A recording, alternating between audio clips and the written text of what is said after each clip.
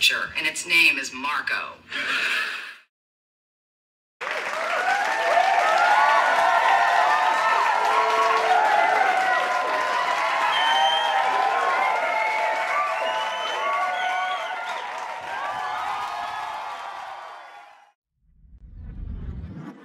Welcome back, everybody, to Hoot Loot. This is April 2nd, the year 2022. Hoot Loot is your place to be informed, be amused, but never be misled. Not once. If you want to be misled and get mental illness, you know exactly where to go. Cable news, watch it, and you'll go frickin' insane. That's all I got to say. I'm here standing in front of the Federal Reserve Building. Why? Because I want to wish them well in their next lifetime.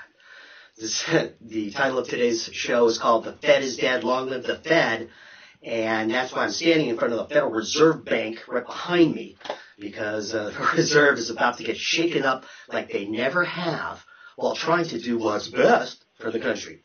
Really? I don't know. But in any event, please like and subscribe if you would. We have a growing list of subscribers, and we're delighted to see that list continue to grow and grow and grow. Leave your questions if you have any.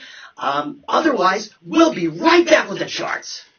All right, well, now I'm sure that you're wondering why the hell the title was picked of The Fed is Dead, Long Live the Fed, and this chart, which needs no explanation at all, though I will, because of any excuse to blab, I'm up for.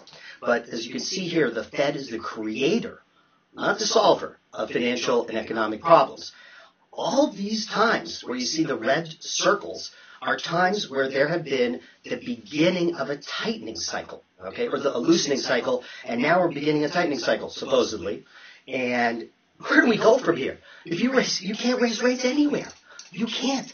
Not only is the budget deficit huge, okay, but you've got the national debt is going out of sight, and so you can't raise them. You can't lower them. You can't raise them. You can't do a damn thing. The Fed is dead. Long live the Fed. That's the title of our program, and we're going to go on here. But if this chart doesn't tell you how much they painted themselves in a corner, I don't know what will. All right, so now we're going to go on to what we call the canaries in a coal mine, is the way I refer to them, because they are usually the best indicator of what is fast, kind of dumb money, but just very greedy money that comes in at the last minute, buys at the top, sells at the low. And, of course, we're going to start off with Bitcoin, my favorite cryptocurrency in the whole world. What rhymes with bit? I don't know. I wonder why. Okay, anyway, can't think of it. But Bitcoin, has been all over the place lately, and we're still within the trending of a bear flag. And so Bitcoin's first leg of its bear market. Yes, bear market. I said it, bear market, bear market, bear market. Oh my God, I probably killed half the CNBC with all those bear markets. Okay, never mind about that. All right, so Bitcoin is, nothing all that exciting, though you never know it, because there are all these commercials on for crypto this and crypto that. Oh, jeez. All right, Tesla, the Mesla, with good old Elon Musk at control, or Elon Musk as we call him. Tesla had a rip-roaring bear market rally, but all it did was make a double top. It may have broken its trend line, or what appeared to be a trend line, but it didn't make a higher high, and that's what you need here to actually start to bullish up. That's ridiculous. It ain't going to happen. But Tesla, has continued to do well, even though Elon the Felon is now telling us that inflation, bottlenecks, and supply constraints are going to curb first quarter earnings. So, don't expect any miracles from, Tesla and Elon in the near future. But if you're looking forward to the earnings report, guess what day that's going to be? 420. You got that right. Because Elon never misses a chance to use 420, either for recreational use or use in business, I guess. All right. ARK Innovation. This is, again, a canary. This is 100 canaries in a coal mine in an ETF called ARK ETF. The hippest of the coolest stocks you can imagine, and they all stink. Okay, sorry about that. But, if you look at this, it's pretty obvious. You'd never make money holding this, especially unless you held it for, forever. But most people haven't. They bought it. You see where the volume trends are. The volumes are where the stock is highest. Or people selling into a capitulation low. All I know is they're buying high, they're selling low. They're buying high, they're selling low. How on earth do you make money when you buy high and you sell low? You can't. As simple as that. All right. The Dow Jones Industrials. Now, we've talked about these being in a downtrend, and downtrend means tops below tops, bottoms below bottoms. Well, looky here. That's what we got. And, basically, there's been a long bear flag, and now we're starting to see a downtrend take place. So, I'm still going to hold up my ding-dings, and all the ones that we said sell on, the ding-dings are still there. All right? So, NASDAQ 100, speaking of ding-dings, that was the original ding-ding back on January 7th. And, again, made a double top. We put an arrow. If it should exceed that intermediate high, then all bets are off, and I'm eating crow again, but I don't think so, unless they come up with some kind of a, crow helper. You could put like cheese sauce and burgers in it, and then at least it'll taste okay. But in any event, NASDAQ 100, still in a bear market, still doesn't look good, but that's what a bear market rally is. It tears your head off in like 3-4 days. And that's why they're so sharp and so short-lived, because a short seller has a different payoff matrix than a regular buyer. See, when you're a short seller, you borrow, then sell at a high level, then hope to buy in at a lower level, so you sell high, buy low in that order. But the thing is, you can lose infinite amounts of money short selling, and you can't lose infinite amounts of money buying and selling and holding. Okay? If you short sell a stock at 10, it goes to 30. Oh my God. You better recover then, or you'll be like these other people that are covering and scrambling like crazy.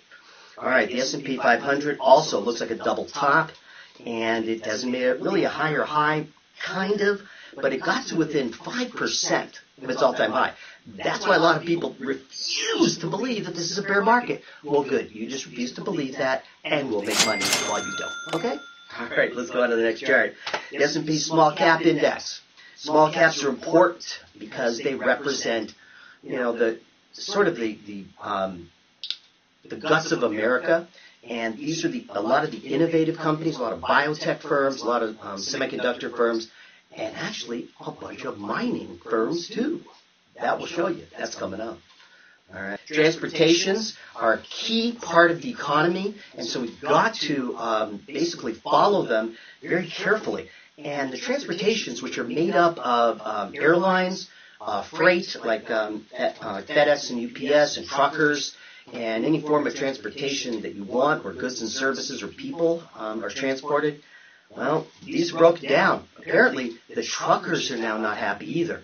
Well, I wonder why. Maybe it's the unbelievable diesel fuel prices, or maybe it's all the supply chain bottlenecks. Who knows? That's enough to drive me crazy, as if I already wasn't there already.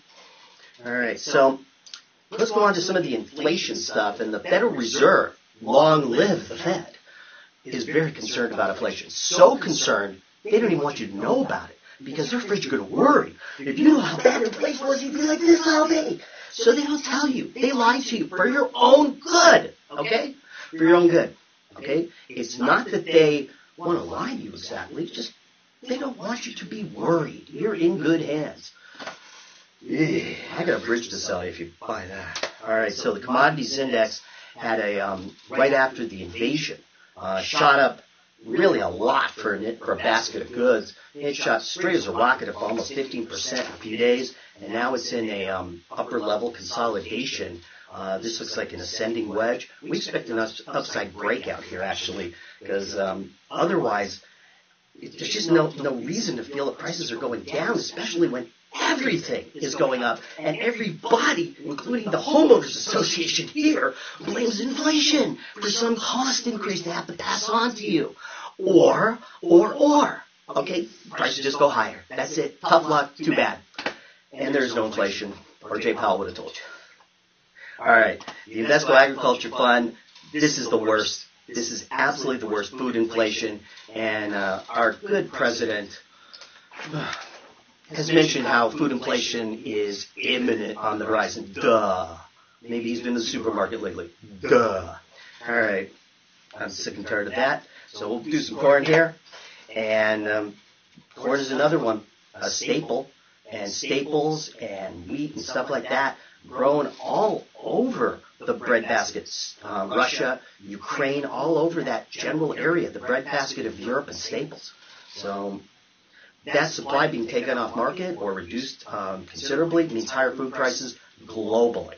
The other thing that's important that most people don't understand, but the nature of an interconnected global economy, a free global economy, is such that, pieces of the equation come from all over the world. I'll give you an example.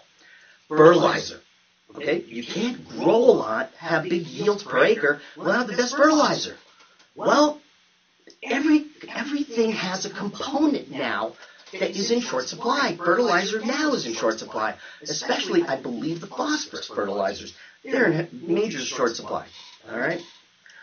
Livestock index, for those few of us remaining that eat meat, still going up though.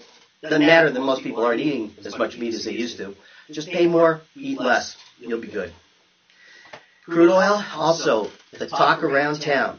Crude oil is just spiking like crazy, and Russia is either number 2, number 3 world producer. The USA, of course, is number 1. And now that shale is kind of making a bit of a comeback, we'll probably end up increasing production, although if some of these idiot politicians would have their way, okay, they want to impose a windfall profits tax again, okay? That's the talk. They're making money. Gee, isn't that what a corporation is supposed to do, make money for their shareholders? Gee, I don't understand why that wasn't wanted. Anyway, the problem is if you don't increase production, you're going to get higher prices. That's it. Gasoline. Talk about lighting a gas lit match to a can full of gas. That's inflation, and that's what we're doing right now. I'm going to elaborate in just a second here. But gasoline is exactly the problem we have today in this country with professional politicians. Why? They never learn, okay? They have an IQ of 10, or they wouldn't have made it here, okay? Let me explain something to you here, okay? The reason gasoline prices are high, 1, increased taxes, state and federal. 2, increased crude oil prices. But why the hell is that? Because of the stimulus. Not that I ever get one. The stimulus checks. I've been bad. But anyway, that was a good bet. Never mind. But gasoline is now number 1 on everybody's complaint radar. And what do the professional politicians propose? Why more stimulus for gasoline payments?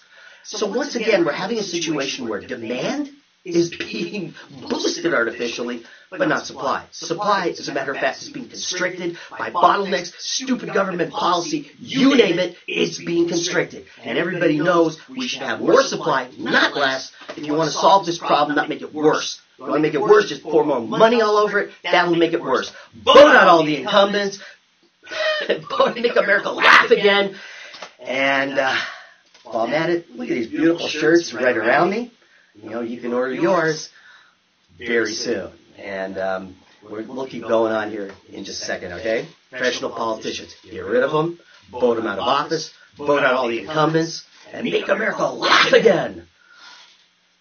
Natural gas, no, I'm not talking about the kind that comes out of my rear end. What I am talking about is the kind that sells for like 5 times the price it does here in Europe.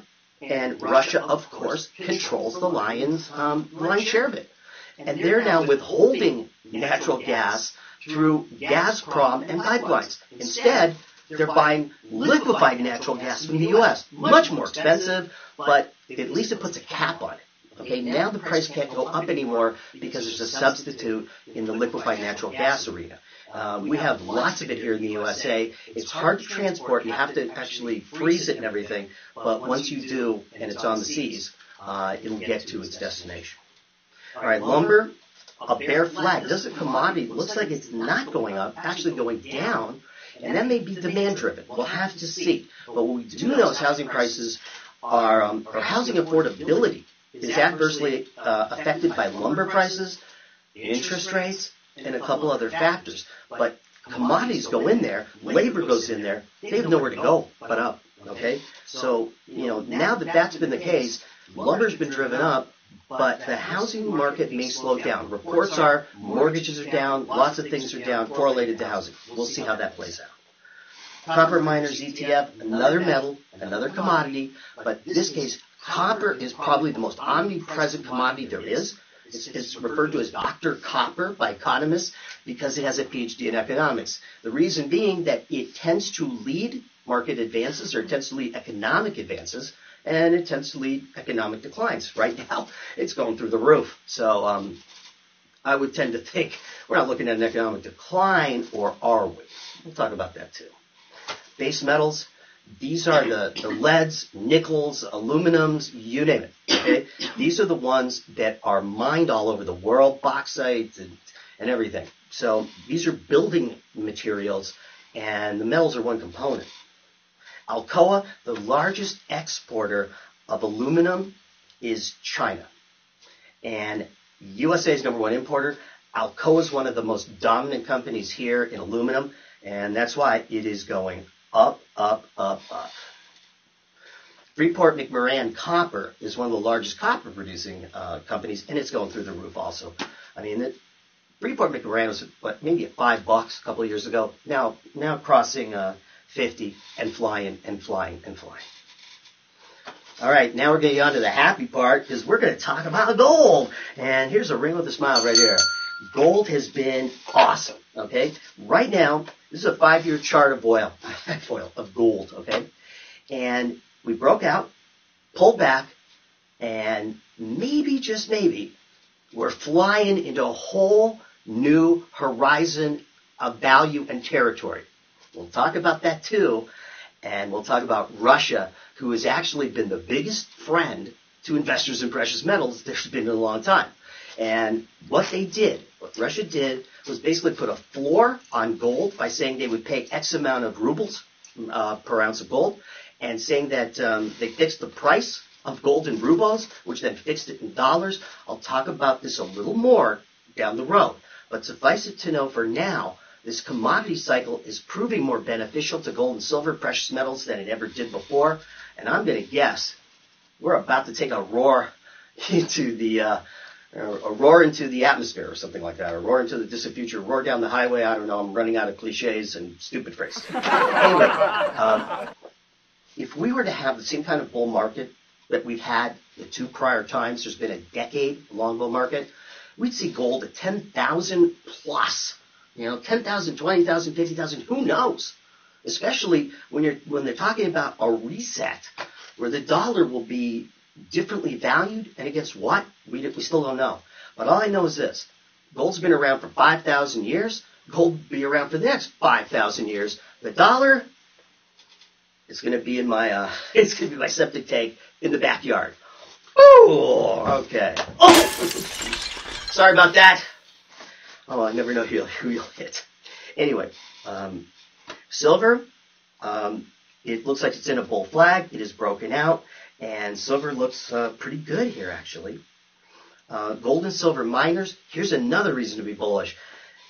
This particular index, which is an index of all the junior gold and silver miners, had an outside week.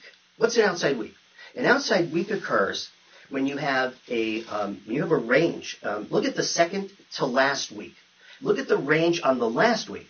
It goes below it but closes higher than it. So in other words, that's called an outside day or an engulfing day. Usually very bullish, and it acts like a slingshot. And I think we're about to have a slingshot. Gold and silver are going. And we'll show you, and we're going to actually show a few of the charts that we have on some of the issues we like. One of them is core mining. It's a down and out mining stock. It's been around forever. But this thing is breaking out of a long descending wedge, and that's a good thing because it's also got a longer descending wedge on this 20-year chart. When it breaks out from that, look out. This thing could go to 60, 70, 80, 50. So, if you get in it at $5, okay, and you set or it's at 460, 470, You set your loss limit for, say, 50 cents or 35 cents, you're out. But it could go to 10, 20, or more. Eldorado Gold also has been at $150 before, and it's only 11. It's looking great. And it's one I continue to say, go in. It's all right. Water's clear. Go in. Wheaton Precious Metals, formerly primarily a silver company. It's a blue chip now. Rock solid. It's going. All right, now we're going on to interest rates. Speaking of long live the Fed. Well, the Fed is dead. Here's an example. Now, the yield curve I've talked about before. It measures the rate of change, or the slope. That's called a positive yield curve. Is when the short term, say 3 months, a year, are much lower than the long end, like 30 years. The reason for that is that makes it yield curve a steep thing, and the 5-year Treasury index, strangely enough, is the highest yield on American bonds. So it's all inverted from there. And even the 210, the 2-year versus 10-year differential, which is the one the Fed looks at, the economists look at, everybody and their brother looks at, except me, because I don't have a brother. Okay. Other than that, I'd be looking at it with my brother, but I don't have one. So the 5-year index is all the way up to its trend line. All right. Yield curve is now flattening, inverting, calling for a recession, maybe. Not looking good. 10-year U.S. Treasury yields. All right. Now we've got another 20-plus year downtrend, or maybe 40 actually, because it goes all the way back to like 81, 82. But this one hasn't quite made the trend line because the yield curve is steepening. Okay, it's steepening and inverting. So this one doesn't quite get there, and neither does the 30-year. It's fallen short. The 30-year is at 242, but the 5-year is is like 255. So right now you have inversions in sections of it, but not through the whole thing. And it's really strange. But, I'll elaborate in a second here on that, too. Now, the thing about the interest rates before I drop that topic is that right now the Fed has already signaled, Federal Reserve has signaled, the dead Fed, that is, or the one on life support, they're going to have 11 rate increases in the next 2 years. That would bring our terminal rate to like 3.5. I don't think so, guys. Inflation's at 7 or 8, and that's the way you count it, not the way a normal human being counts it, the way you count it. So to get to neutrality versus inflation, you got to go above it, which means we're way behind the curve, which means whatever we're doing now is creating more inflation, not curbing it. Talk doesn't do a thing. Action does something. Lights, camera, action. See, then something happens. All right, oops, I didn't even talk about Bitcoin. You know why? Because I don't want to talk about it. 5-year weekly, big, massive bear flag, possibly. Who knows? But, maybe a head and shoulders top. But I don't think this is flying away. I really don't. Ethereum, 5 years weekly also. Looks like another possible Bitcoin clone. Let's face it, we've come down to it right now. There's only one cryptocurrency left, and that's Bitcoin.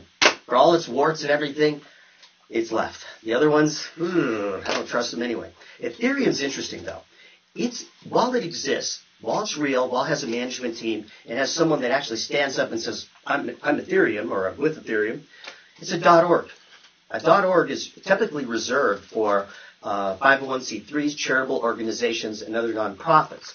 Now, you can't sell, there are no shares in a .org. Like, you can't sell part of the Cancer Society, American Cancer Society. There are no shareholders. So, the corporate governance is a lot different. But all I can tell you is you cannot own Ethereum. Okay? You cannot. You can own an Ether. So what? It's just a token. Did you get a bus token this morning for your bus? Good. Then you have something just as valuable. All right. Here's one, Bitwise or very dumb. Now, Bitwise is not only has it gone down like 90% the last 6 months, but it prides itself in its commercials on being so progressive. 10 cryptocurrencies in one. Okay? Am I feeling good now? I didn't think so. Bitcoin Cash, 5 years weekly. I'm just going to scroll right through these, because these are why you don't want to own these cryptocurrencies. They suck. They don't do anything. You ever heard somebody say, hey, that'll be 3 Litecoins, please? And then I respond with, do you have change for a 10 Litecoin? No, not going to happen. All right, so let's go on to the mega cap companies, starting off with, of course, Apple. Apple had the most incredible short market rally I think I've ever seen, up like 11 straight days or 12 straight days. Unbelievable. And a move of 18% in a matter of 2 weeks. Amazing. This company gained $600 billion in market cap during that time and just about nicked that $3 trillion mark. Yeah, $3 trillion, it's good enough for a start, but you know, go always use some more. Amazon, actually holding up pretty well here. It's gone back into its trend channel. You'd have to call it a neutral, sort of, maybe neutral to negative, but you know, my belief is that Amazon will ultimately join the parade of broken down high techs.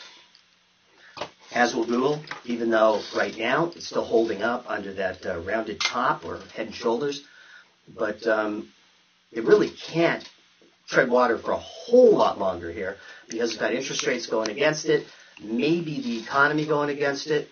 Right now, the only way to get inflation to go down is to destroy demand. And you destroy demand, you destroy the economy.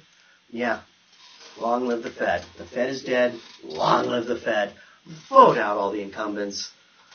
Make America laugh again, like we always should be doing, okay? All right, Meta Platforms. This is a little bit of chart science for you. You know, I wonder if the breakdown from the rounded top that we saw here, where you see that blue arrow, okay? Normally the rule of thumb goes like this. Once you break down below the upper or the lower limit of the rounded top, where that red line is horizontal, the distance between the top of the dome and that line is equidistant to the line and its target. So in other words, the 380 to about 300 was about an 80-point loss while it was in the dome. Then you project another 80-point loss. That gets you to about 220, 230. Well, lo and behold, that's about where we are today. Again, it's just a rule of thumb. Sometimes it works, sometimes it doesn't. But it works often enough to where this is worth showing. Microsoft, also in a rounded top. Looks like this guy is just about to finally keel over. First quarter earnings are coming up, so we'll see. Netflix, still a horror movie if I've ever seen one. And they have earnings coming out too. Who would have thunk it? NVIDIA, the favorite chip company that you love to hate. Actually, I love NVIDIA. They have chips in my computer from them. The choice of all gamers. Great company. Now the poster child of semiconductors. But even it can't go to infinity forever, right? Bank index. Flattening yield curve does something very, very important to the economy. It makes bank lending less profitable because a bank tends to lend on the longer end and borrows on the short end from the Fed. Ergo, as the yield curve, if the yield curve flattens or gets inverse, banks cannot lend money and make money. When it's steep, they can make money like crazy. But when it's not, they can't do a damn thing. Broker-dealer index, well, these guys are starting to break down a little bit. After 22 or 23 unicorns, all of them, just about all of them down, flat on their backs, because, you know, for some reason, not everyone bought the hype, and it eventually ran out of steam. All right, American Express and a giant bear flag, as are a lot of the financial companies. This is a credit card company, very important, member of the Dow. We like to track it, but it doesn't really say anything right now other than we're rolling over, folks. Okay? Stuff that hasn't will. Stuff that already has already been in a bear market for a long, long time. You just didn't know it. You didn't look at it. You didn't think about it. And you sure as hell didn't hear it on the news. Because as we know, it's not the news. Berkshire Hathaway, probably the biggest financial, even though it's has its own company. Geico, for example, is a Berkshire Hathaway company. And they have those funny commercials, save 15%. Geico, 15 minutes could save you 15% or more on car insurance. I don't care what you want. All right, so Berkshire Hathaway, the Warren Buffett company, Warren Buffett's done a great job, I have to say. Between Chevron, cryptos, and staying out of tech wrecks, he's done a great job. And look at this. These are his results. New high. Okay, new high. By avoiding that stuff. Costco, making a comeback here. I gotta say I'm surprised, but will it last? Kind of hard. The winds of the economy are blowing well against Target too. It's broken down. It was doing really, really well, and all of a sudden it started coming down, and I think a new low is on the horizon. Same with Home Depot, except it already has made another low, and this is a 52-week low for Home Depot. Home Depot caters to the housing sector. We saw lumber prices are not doing so good. Copper's doing well though, however, and a lot of the home building products, are going to be affected by the situation in home building itself and the availability of supplies. All right, Walmart is probably the retailer which is holding up the best, and it may have broken out, but I'm going to guess it won't. And the reason I'm going to guess that is not because the chart tells me that. It's because the weight of the evidence tells me that. All these charts together form the weight of the evidence as we see them. And that's what we do here, is look at the weight of the evidence, let you know how we explain it, and how it all boils down into a cause of action, or none at all. FedEx Corp, they're important. Why? Because they transport all those goods everywhere, back and forth across the United States. And why is this breakdown and its news so bad? Because they're not shipping more goods. They're just charging more for the goods they ship. No volume increase, just price increase. That is America's nightmare. Brought to you by professional politicians of all stripes and colors. I don't care what party they are. The only party I care about is the one I'm going to throw when they're all fired. How do you like that? All right, UPS actually is going DOWNS. I don't know. I thought that was funny, but nobody laughed. Oh, okay. Crickets. All right. Anyway, UPS also very important logistically, sending goods around. No volume increase for these guys either. Just price increase. Airline index. Transportation was looking good, not looking so good now, and especially when you transport people. The airlines can't stand the masks anymore. They've asked, the regulators to, knock the mask crap off. Okay, and they're still battling higher fuel prices. And unfortunately, because we haven't had higher fuel prices in so long, they don't hedge them anymore. You know what hedging means? It means you buy them forward, so you don't have to scramble and buy supplies at the last minute. Either way, you're gambling. Because if you hedge it, it's a gamble. If you don't hedge it, it's a gamble. Hedging just means selling against. So either way, it's a tough job, working for an airline, especially when you have volatile prices for everything and an environment that is, let's just say, hostile. Big Pharma, well, they never act like they're in trouble, now do they? This is interesting. Big Pharma is in a massive bull flag, or a massive bear flag. And the reason that's important is there's so much market cap. Johnson & Johnson, Pfizer, Merck, these are all multi-hundred-billion-dollar companies. And that's why this particular sector, has got so big, is because they tend to send a lot of money to Washington.